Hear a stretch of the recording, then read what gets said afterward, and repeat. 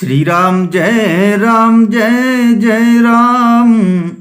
श्री राम जय जय राम। चित्रकूट महिमा अमित कही महामुनि गाये। आई नहाए सरित वर सिय समेत दो भाई। महामुनि वाल्मीकि जी ने चित्रकूट की अपरिमित महिमा बखान कर कही। तब सीता जी सहित दोनों भाइयों ने आकर श्रेष्ठ नदी मंदाकिनी में स्नान किया। रघुबर कहेउ लखन भल घाटू। करहु कतहु अब ठाहर ठाटू। लखन दीख पय उतर करारा। चहु दिशि फिरेउ धनुष जिमिनारा। श्री रामचंद्र जी ने कहा, लक्ष्मण बड़ा अच्छा घाट है, अब यहीं कहीं ठहरने की व्यवस्था करो। तब लक्ष्मण जी ने पयस्विनी नदी के उत्तर के ऊंचे किनारे को देखा और कहा कि इसके चारों ओर धनुष के जैसा एक नाला फिरा हुआ है। नदी पनच सर सम दम दाना। सकल कलुष कली साउज नाना। चित्रकूट जनु अचल अहेरी। चुकई न घात मार मुठ भेरी।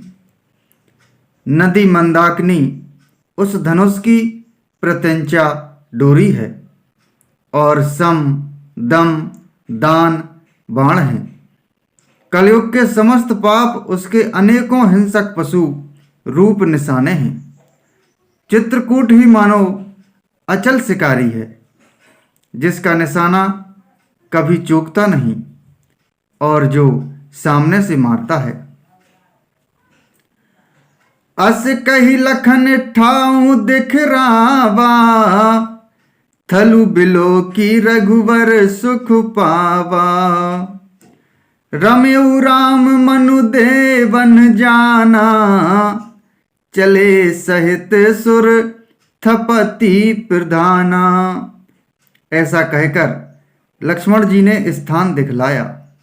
स्थान को देखकर श्री रामचंद्र जी ने सुख पाया।